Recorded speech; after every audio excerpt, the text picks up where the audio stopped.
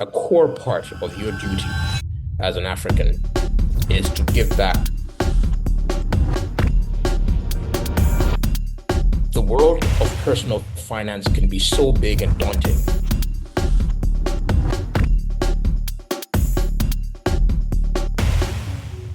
Hello and welcome to this podcast, Tony. I am so excited to have you finally on this podcast. Welcome to the podcast at Streetwise Economics. Isaac, thank you so much for having me, and good afternoon to you yourself. It's a pleasure to be here. Really grateful for the opportunity to have this discussion with you. Wonderful. Tony Ennison is my very long-term friend, currently based in Ohio. He's an engineer, entrepreneur.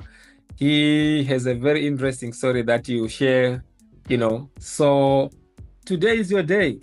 But just for the audience, we will talk about your story and then talk about, personal finance and investing. I know you are an investor, a retail investor, and the last part about your remarkable career, which I admire so much, including, like the entrepreneurship journey, the challenges, the opportunities that you see as you navigate through life. So, Tony, tell us, who is Tony, as briefly as possible, your story. Thank you.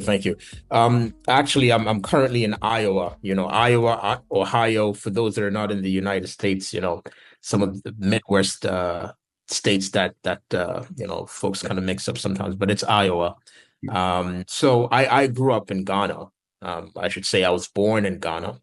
Yes. And I spent many of my adolescent years in Zimbabwe. Actually graduated from Zimbabwe prior to going to the University of British Columbia in Vancouver. And while I was in Zimbabwe, I had the opportunity to attend an international school there, and made some really strong relationships, built some really strong friendships.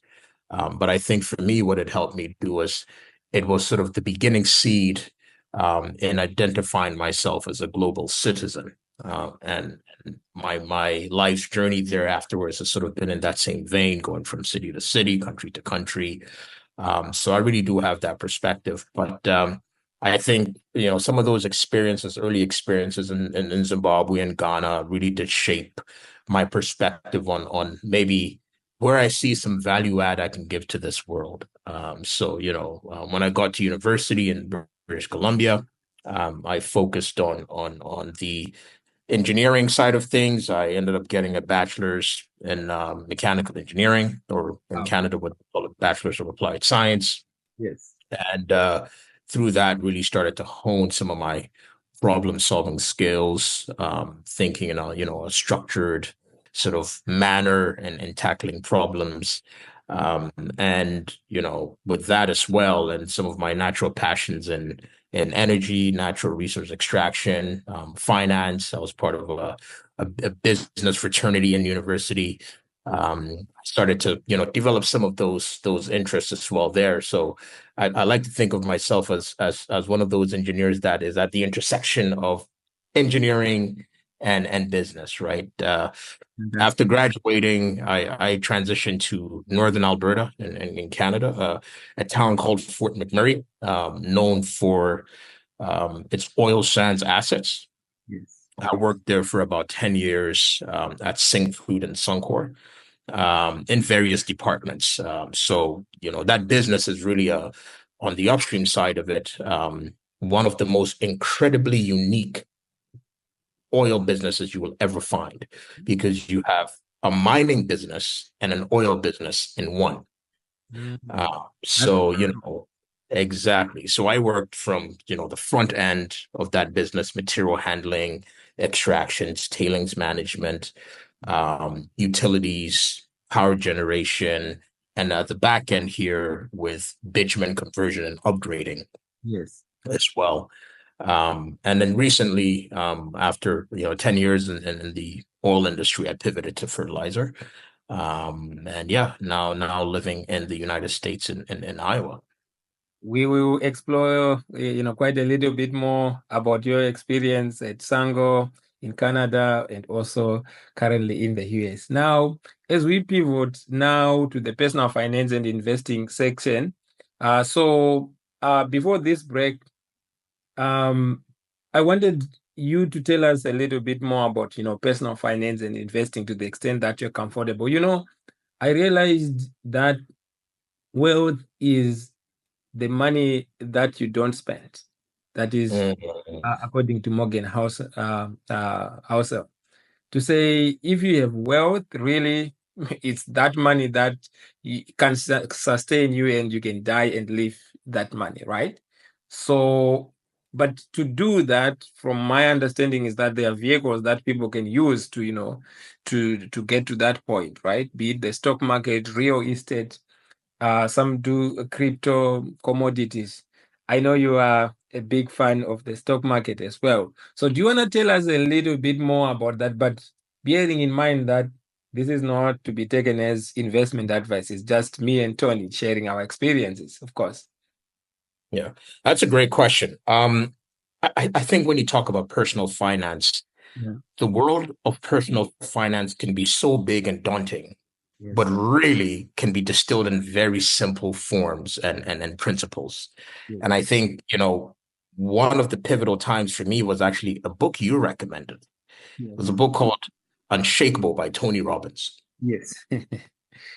And, I think up until that time, I took a lot of personal liberty in driving a lot of my investment decisions. Some of which worked out, some of which did not. But up until that time, that was my sort of my strategy. And then I recognized, you know what, stick with the true and tried tested way of, dollar cost averaging over time, Okay. consistently doing so. That's how you build wealth. So, luckily when I started working, I was disciplined in doing so, and sort of putting money away. But I would still be quite, I would say, aggressive in my allocation of funding. But what I do now primarily, and what I've learned over the years is, I kind of break things up into two different worlds. I look at building for the long term and finding ways to accelerate in the short term. Yes. And that's my psychology. So the bulk of the building in the long term is a very disciplined way of utilizing tax savings. For folks in Canada, you're talking your tax-free savings accounts, you're talking your That account. RSPs. I mean, the biggest draw to any financial return you have is taxes. Yes. So when you find ways to legally, which you should be doing, save on taxes, you should absolutely do so. So that's one. And through that, just investing in the stock market, S&P 500. I tend to do index funds quite a bit, and I skew my index funds towards tech indices, Yes. because I think historically, over the last 10, 20 years, they've still outperformed the broader S&P 500. So that's one thing for me. But I think it's important to also have diversification. And by diversification, I'm not talking just within the stock market, Yes. but within assets, Yes. right? So, one of the things that I think, I've been a huge advocate for is crypto. Yes. And I think the returns in crypto are quite Yes. outsized compared to the rest of the market.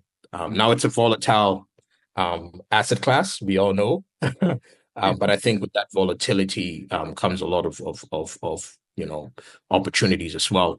So, similar to the previous conversation where I talked about, or the previous comment where I talked about being aggressive, when I started with crypto, I was quite aggressive as well, picking myself. And luckily, through a network that I have, I got access to some early stage crypto VC funds.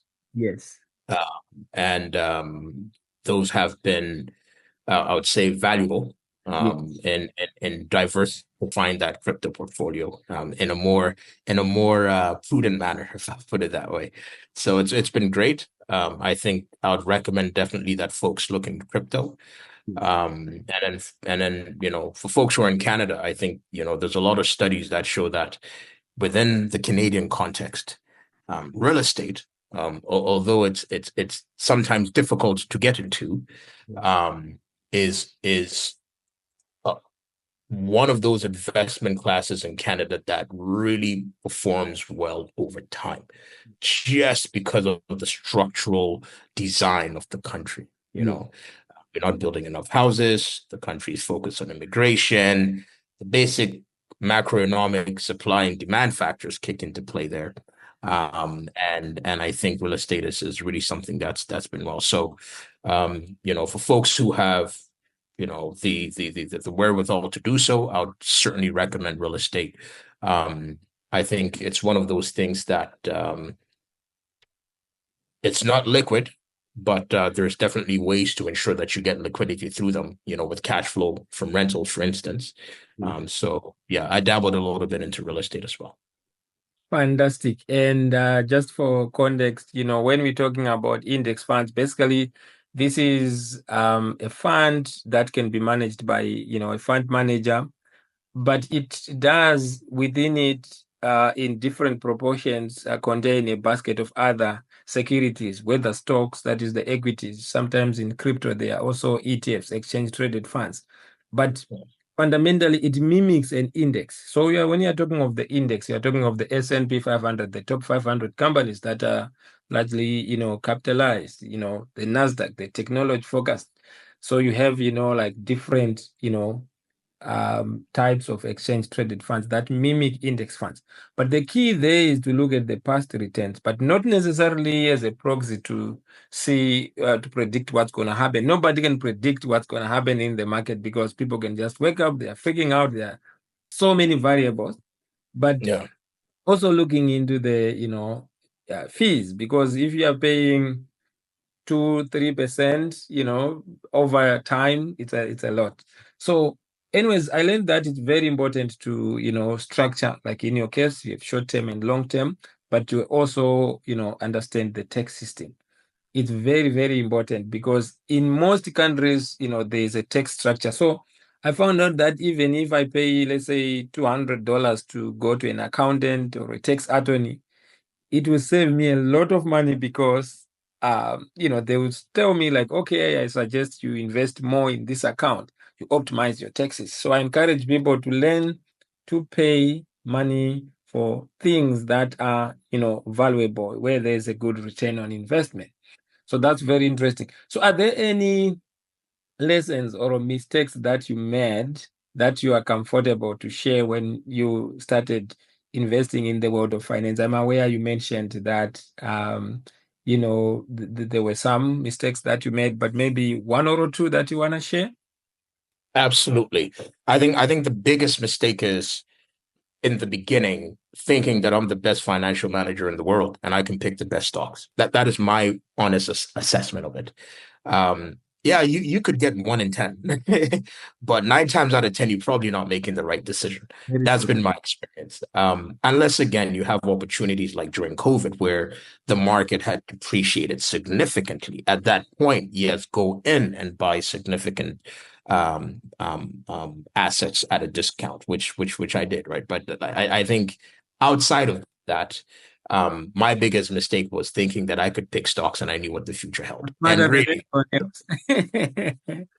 right, right. So I said, really, I think from there you start to learn, stick with the ETFs, and that's worked really well. Your biggest, I think, when you think about, you talked about historicals. I think part of the driver, especially in this um, environment we are in, is the way the interest rate cycles are going. Yes. Risk assets are going to get value accretion. You want to be in there and diversify yourself in those spaces. Like the macroeconomic backdrop is in your favor. So I don't see why I would want to take additional risk trying to stop at that point, unless again it's a big discount. So that's one big lesson for me. Um, the second big lesson, and this is around real estate, Yes. is learning the rules of the game you're in. Mm-hmm. Critically important. Getting yourself.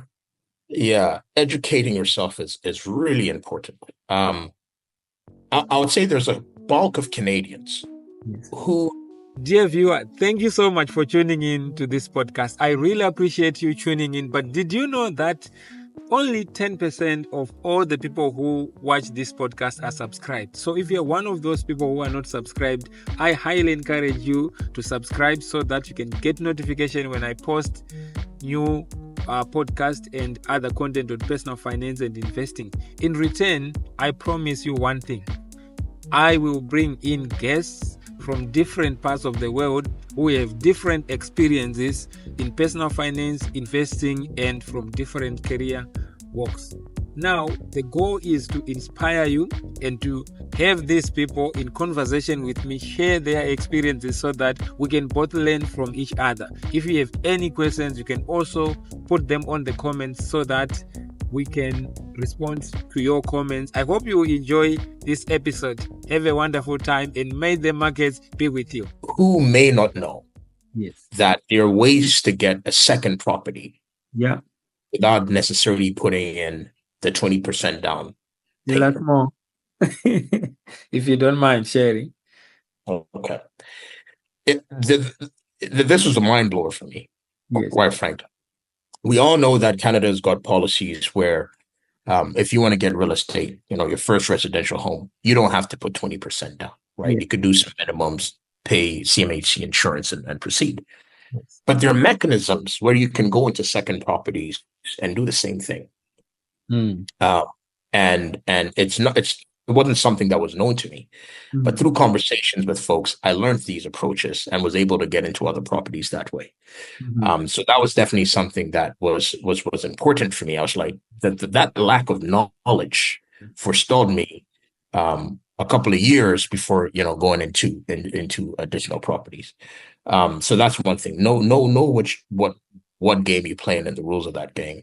The third piece is understand the markets you're in.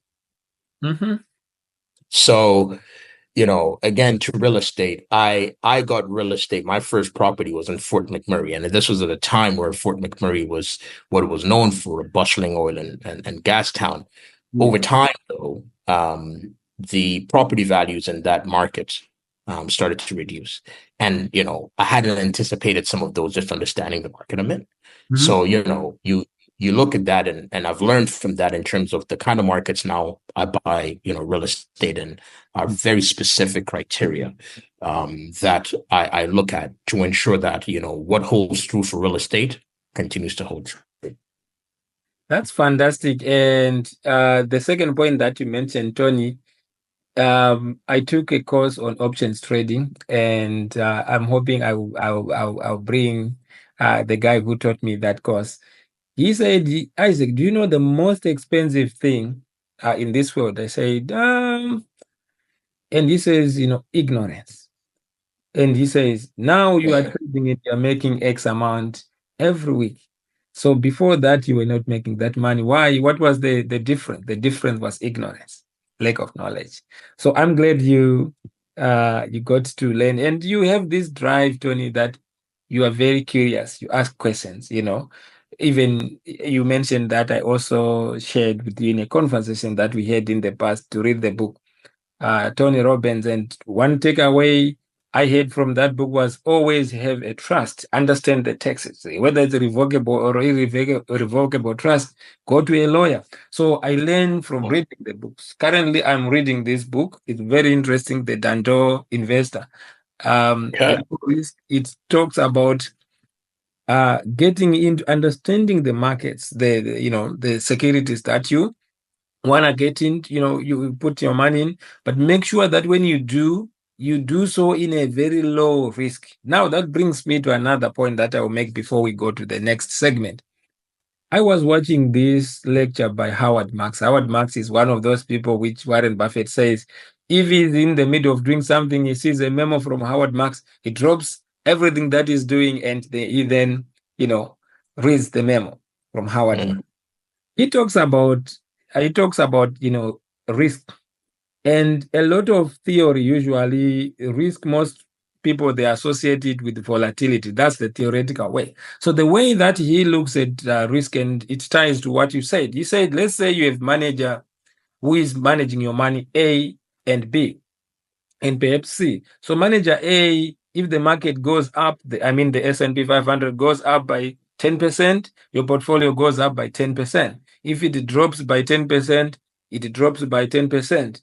That manager really, there's no need, it's not adding value. So it makes sense to just buy the index because you don't have to pay those fees.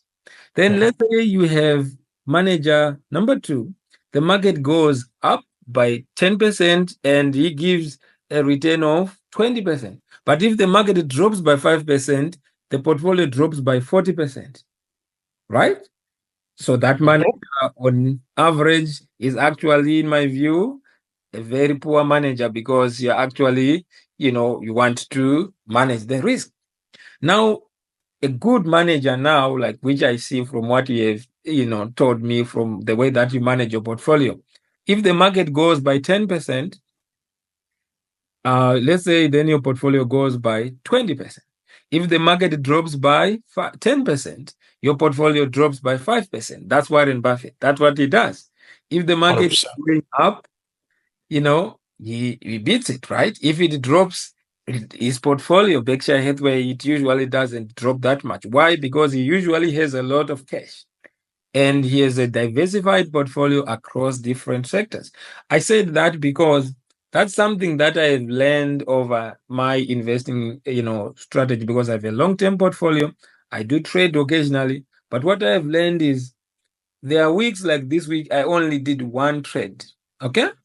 I just wake up, I spend 2 hours monitoring the markets. It's hard to just sit. Okay. So that's something that I'm learning, that when you are investing in personal finance, don't always have the edge to want to jump in without understanding what you are investing your money. Whether it's someone who is telling you, it's very few people can beat the market and it's extremely hard. Okay. So I will tell you how I, beat the market, but the key thing is I will see over the long term if I will continue doing that, because you can beat it maybe 1 year, but if you see over the long term, then like this method works. So this is what I do. Number one, I have a basket of the index fund. So that is basically the market, right? But I only buy when there are huge drop downs. Like let's say there's 5%, 10%. I only buy when it's red, like when there's fear in the market. Number one. Like Nvidia a few weeks ago? Yeah, but I didn't, but I'm exposed to it through, the Nasdaq ETF and the S&P 500 and the other Canadian hedged ETF, because that's the thing. You want to, make good returns, but with the very low risk. That's what the low investment strategy by Monash Proprietary and Warren Buffett. That's what I'm learning, to say, if you are getting high returns by taking too much risk, that's not me. I'm very conservative. So that's number one. But I think number two is, more importantly, I will have an emergence fund, a year or so worth of emergence fund, so that, even if the market drops, I am buying in. The reason why people sell off is like they lose their job, the market is down, and then they are forced by that situation. And sometimes people even leverage, right? So that's how smart people lose money. Then number two, when the market drops significantly, right? When the market is going up, I'm not really interested. I have 50% of the portfolio of the money, in the 50% is in cash, and I'm occasionally trading it. But the thing is, now I am researching fundamentally strong companies. I'm, analyzing them. I'm looking at Sango. You mentioned Sango. It's one of those companies that I was looking. I'm looking at their finances, but fortunately now they are softwares. I can do that in 5 minutes to just say, okay, does this pass the checklist? Management, does it have a moat in this sector? And what is the outlook, right? And I have a checklist of stocks that I am on my watch list. But then I have a valuation range to say if it drops to this level. So usually it's got nothing to do with the fundamentals. There's fear. There's maybe yen carry trade that happened. I was in Washington, D.C. People were borrowing. Occasions like that. When they happen now, I have that cash. I load up, it goes down 40, 50%. The margin of safety is huge. I load up. But even though I don't put more than 10% in one individual stock, why? I could be wrong.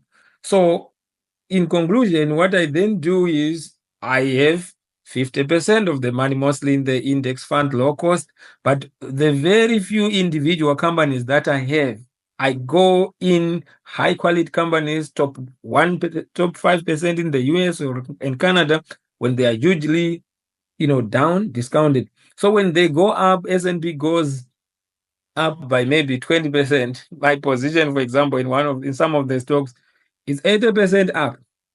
So if you have 80% average plus maybe 20%, you have a much bigger average. 100%. Yeah. And then the last part actually is now, even though I have cash, I always want to have a hedged portfolio. The market does not always go up in there all the time. So if the market drops, I want to be smiling. So when the most equities are dropping, my hedged portfolio would then my portfolio actually to not go down by much. So let's say the market goes down by 30%. My portfolio might go down maybe by 5% because there's an outsized upward swing from the hedge, right? So now Agreed. it's very without being complicated. The standard deviation is very small. Anyways, I just wanted to share that. But that's very interesting. You're in real estate, you're in crypto. So I encourage people to learn from what you have said. And before we went to this break, right, we mentioned that we are going to go on the career part.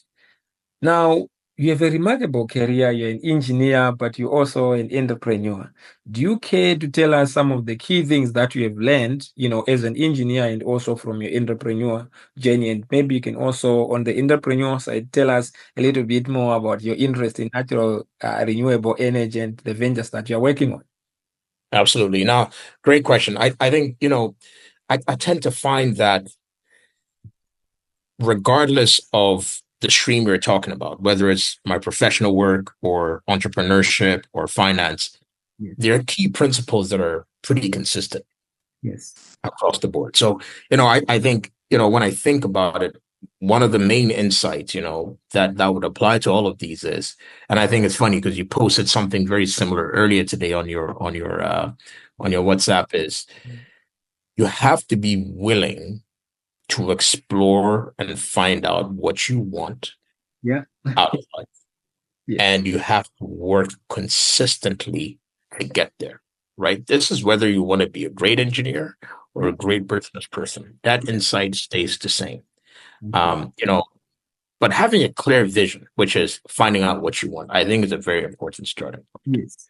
Right. So, when I was going into university and I was trying to ask myself, what do I want to do? Why do I want to go into engineering? I had a very clear vision about the skill sets that I wanted to get through engineering. Yes. Right. And I thought those skill sets would aid me in attaining what I wanted to attain, sort of going forward. So that's one very important insight. Know what you're going into, whatever stream of work you're going into. Know why you're going into it. Know what you'd like to learn out of it. And sometimes you even don't know what you don't know. Yes. But having some sort of understanding of why you want to pursue a certain path is important. And once you do have that vision, work diligently on executing on it. The other thing about it too, this is whether, again, you're an engineer or an entrepreneur. Integrity matters. Very much so. How you treat people matters. Yes. You have extremely sharp engineers Yes. who have integrity problems that cannot be effective at what they do as an engineer. Yes. And right? People may not want to work with you for that reason. 100%. So I think integrity matters, how you treat people matters, because over time, just think about it. Yes. With the people you've met, the networks you've built, you have two groups of people that you don't ever reach out to and speak to anymore, and people that you communicate with. And there's a fundamental difference between those two groups. Yes. Right. And a lot of it has to do with integrity. I think for me that principle is very important. The third one I would say is experience and building a strong foundation, right? You have to start with the mindset that you don't know what you don't know. Exactly. That you're willing to learn, and you would fail in the process to learn some of the things you don't know. And the magic there really is, and I know you can resonate with this, is when you go through those failures and you start to very exponentially build an ability to avoid those same failures going forward. And I would say, different variations of those failures. Yes. Because you're basically picking from different experiences that you've had and simulating them into a new solution for something going forward. You become a remarkably value-added player in that space. Yes. So you have to get the experience, you have to build the fundamentals, and you have to be willing to fail and learn through that. I would say as well, focus on where you can create value, right? Yeah. So as an engineer, I've gotten to the point where now where I create value is in managing reliability teams, specifically those that work on industrial rotating equipment. Okay. That's my value. It took time to get there, but that's where now I know I can build value, and that's duplicatable across multiple industries. And once you know where you can add value, the next order is, what are your blind spots? You know your strengths now. What are your blind spots? And who do you need on your team? Yes. Fill in the gaps of those blind spots. So now as a team, holistically, you have multiple value drivers, right? So when you start off in your career or in any endeavor, be very clear about where you add value. Be very clear about where you have gaps and who you need around you to fill those. And then lastly, again, this is across all of those streams, is build into your framework, similar to what we do with investing, where it's, it comes right out of that paycheck. I don't even touch it. It goes right into a fund. Build into that framework, helping others, giving back.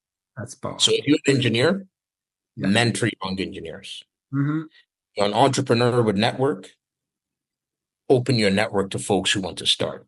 If you're someone who's capable of financial assistance, find structures and ways where you can do that, proactively.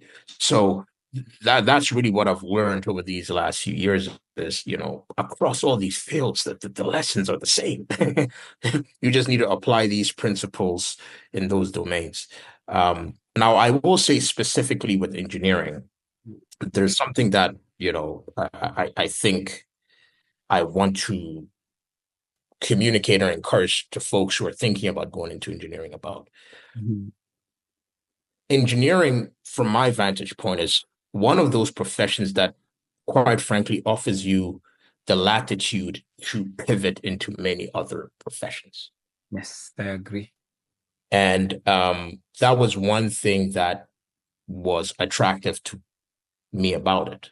And, I'd like to just encourage folks, if you're thinking about doing engineering, but you're like, but I really love business, don't think because you go into engineering, it doesn't mean that you can't use those skills that you've built to start your own company. Yes. Right. So, that's a big lesson is, don't be confined by that title. I think that title can definitely afford you other opportunities in other industries. Thank you, Tony. Yesterday, actually, I had an interview with an engineer, Brian Mukese. Yes. And he, like you just said, he pivoted he was doing engineering work. He did electrical engineering, you did mechanical engineering. And he pivoted to data science. He did a master's in data science, and now he's working for MasterCard. Wow. Right? Yeah. So that's a very powerful thing. He's now coding, and you can watch the podcast for sure. Let me not preempt for sure to the audience. So that is very interesting. And I had another interesting guest, whom Tony Quinn. He was a credit trader at Goldman Sachs. And one of the things that he said, he was like, okay, his portfolio that he was managing trading was like $2 billion US. So you're talking of like taking trades of like 10 million or something like that, US dollars. I said, what was the biggest thing that you learned from this? What was the key thing? He says it sums up to synthesizing all the information that is around and processing it into very small, like very key, easy to understand information, and then making judgment calls on that. So I said, how do you do that? Because every time I wake up, there's a lot of noise that's going on in the stock market and I want to trade. So synthesizing that. So for me, I wake up, I just have 5-10 minutes. I subscribe to the Wall Street Journal, CNBC. I take 10 minutes to kind of know what's going on around the world. Maybe there's something I trade in the US. Maybe there's a government policy that has been passed, when I was asleep or in the morning. And then I jump onto the economic data to say, is there anything usually I do for the whole week? Because those can really, whether your technical analysis is good, if there's something like the data that is dropped, for example, there's the Federal Open Market Committee on the 17th and 18th. 18th, yeah. Going to, either pivot the interest rates. And if you're in real estate, it's going to affect.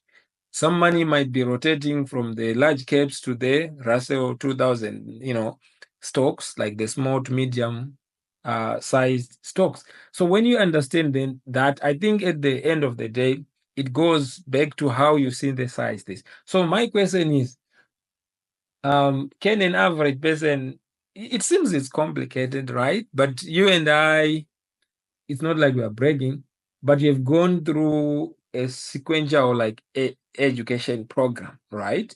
And what I do is sometimes when I'm walking, I see a building. When I'm traveling, I'm like, oh, is this business listed on the stock exchange? When you talked about Sango, when you talk about this, I'm like, is this listed on the stock exchange? There are some trucks that I see around. I'm like, oh, this is interesting, right? When I'm buying a computer, I think of, Apple, right? So that's how I invest in stocks. Like these are the things that we do every day. Everyone else has issues, so I think of like problems, right? If I want to order online, and what do I think of? I think of maybe Amazon, for example, right? Then that's how I select stock. So in similar ways, Tony, as we wrap up, is there something that you would say maybe someone who is in Ghana or in any part of the world is key to processing that information, or maybe just choosing the career? This is a great question. I think it goes back to understanding the fundamentals and being curious and Yes. learning. Okay. I look back and I ask myself, why am I so interested in the energy industry? Why am I so interested in power? Why am I so interested in oil and gas? What drove me to say, this is what I want to do? Yes. And in retrospect, it has a lot to do with experiences I had Yes. growing up, where we had power outages, or what we called, so creates this sort of call it energy security insecurity for me, or energy insecurity for me. So why do I say this? The problems in this world, the experiences you have and the problems you go through are oftentimes the problems you should be looking at solving. Yeah, opportunities like this Chinese. Yeah. Exactly. Those are the opportunities. I think you mentioned that yourself when you talk about, Amazon and I need to ship. So whoever you are, wherever you are, really think through, what are your pain points every day? Like, what are the things you go through? What are the And things that frustrate you the most? what frustrates you? What's frustrating you, right? And what is it that you can do about that? Yes. Or who is solving it? Exactly. Exactly. What are the things you can do about that? Who is solving it? How can you leverage those learnings Yes. and that experience and then also be part of the solution? And I think once you start to think about things that way, you naturally will gravitate towards things that excite you, because those frustrations are real for you.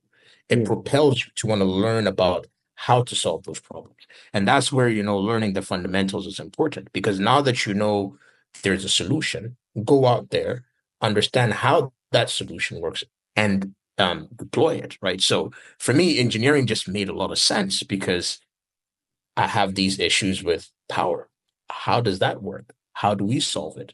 And that's what propelled me. And I think that's really, when I think about some of the entrepreneurial activities I've gone into, it's the same thing. It's what are these problems we see in the market, and how do we solve them? I think there's a win-win for everybody. Let's try to solve them.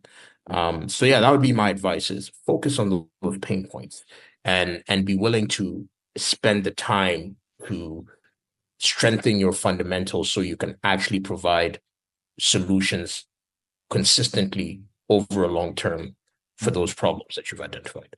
And I know you are a co-founder for this, business that is in non-renewable, and you have this special interest in African markets to an extent, right? I'm curious because someone might be saying, you and Isaac, you guys, you are privileged. You studied at an international school. You went to, University of British Columbia. That's maybe probably you're looking at $400,000 to finish that engineering program. What can you say on someone who is in remote parts of the world? My instinct is like, don't always give excuses. There's always a solution.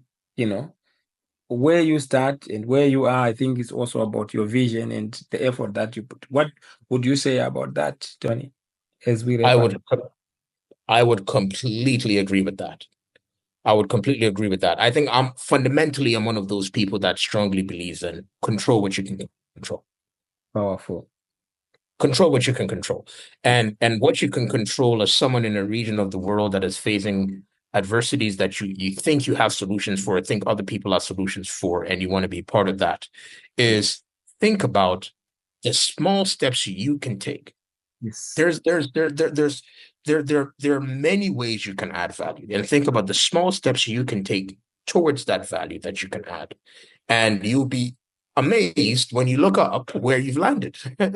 Right? And I fundamentally believe that, and this is not to take away the privileged positions that um you know But from your perception it seems that some people are but your parents worked hard to be where they were. So we should give credit to that. The same way that you're 100%, working hard for your family, right?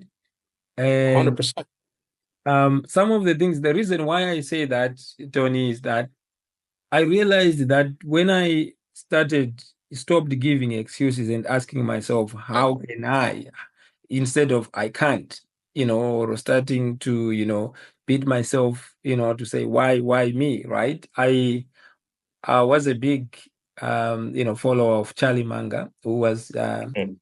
Warren Buffett's, right-hand man. May soul rest in peace. And one of the things that, everybody has got problems, but I think sometimes pivoting away from, not to say you ignore the risks, the problems, but looking at something that you can control, like you rightly said, and say, okay, if you don't have internet, how can I get internet to then access, how can I allocate my time in something that gives me, that I invest my time so that I can, recoup something, greater in this. So I think with that, I want to give you an opportunity to have a parting shot with the audience. It's been a big privilege. I know it's been hard, to bring you on the show, but I'm really grateful that we finally managed to, make time. So do you want to say something to the audience in conclusion? Yeah, no, thank you. Firstly, thanks for the opportunity. And I think, Yeah. I'll speak. This is a passion of mine, so I'll really speak to the larger audience, but to the audience in parts of the world that are looking for solutions, particularly Africa. I Yeah. think what I want to say is the solution lies in us. The solution lies in you. Yes. And there is as individuals we have agency. And I think, it's important to trust in your agency. I always say, God created the world, and he equipped us with everything we need to be able to handle it. Right. So in you is that agency already. Yeah. And just trust in that, be disciplined, be diligent, um, have integrity, and you'll be amazed what it is that you can do in this world and what it is that you can, the value you can give back. And I think that's one very important thing too is, wherever it is you are, wherever it is you started, wherever it is you end up going, always remember that a core part of your duty as an African is to give back and pay it forward for the development of that next generation in whatever capacity you can. So yeah, that's maybe how I'd wrap it up. Oh, that's powerful. I like the giving back part of it because, I grew up and there was this saying that it takes a village. It took a village to raise me because, yeah, like if my neighbors, my villagers saw me doing something they didn't like, they took it upon themselves as if I was their own son and say, Isaac, this is not right. Be careful. Don't do this. Okay. So with this, thank you so much for tuning in, the audience, and I hope you really enjoyed this conversation. I am hoping to get some comments. If you have any questions, please put them down below. And till next time, may the market be with you. Thank you so much for tuning in, and bye-bye for now. Dear viewers, thank you so much for tuning in to this podcast. I started this podcast with the goal to share insights on personal finance, investing, and career insights. But did you know that out of all the people who tune in on this podcast, and by the way, I appreciate you, all of you, only 10% are subscribed. So if you are one of those people who are not subscribed, I highly encourage you to subscribe so that when I post content in the future, you get notification, and also this podcast can grow. In return, I will bring in guests from different parts of the world who are successful in their own rights. The goal is to share their personal experiences on personal finance, investing, and also career insights. That way we can also learn from each other through our conversations. I hope you enjoy yet another podcast at Streetwise Economics. Have a wonderful time and may the markets be with you. Thank you again, dear viewer.